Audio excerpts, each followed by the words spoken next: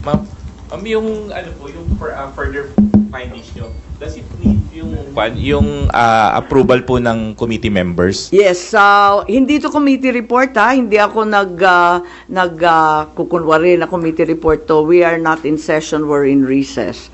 So, wala pa talagang committee report na masasabi.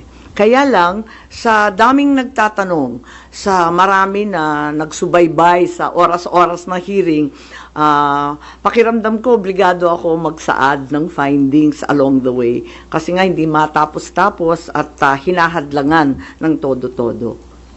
Ma'am, doon may binabanggit din po na yung Republic Act 9851, wherein it says na yung pag-present sa local court ng isang individual who is facing an allegation of crimes against humanity, hindi na kailangan the government, although the term used was may surrender yung individual na yun. Do you think it's enough doon sa nangyari kay former president?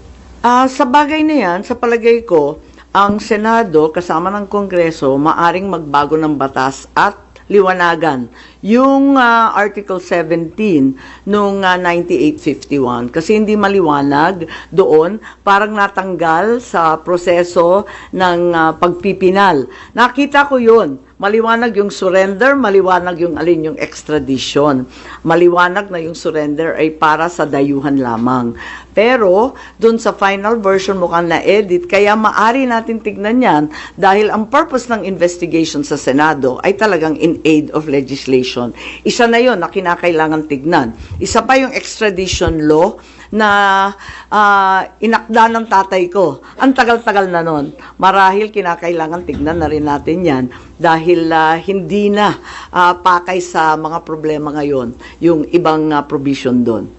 Since it's not yet amended yung binanggit niyo po na Section 17, that's still existing. Hindi po ba enough to justify what happened during yung March 11 arrest? Kapag hindi maliwanag ang isang bagay, binabalikan yung debate sa Senado, yung transcript at saka yung contextual analysis ng mga pahayag ng ipinasa, rinipaso yan. At maliwanag dun sa original na talagang yung surrender ay para sa dayuhan lamang.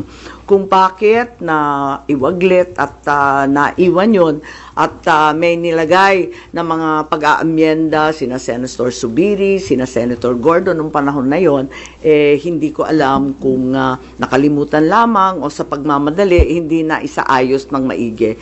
Pero yan naman ang trabaho talaga ng mambabatas. Tignan at isaayos, iklaro ang mga hindi masyadong maliwanag.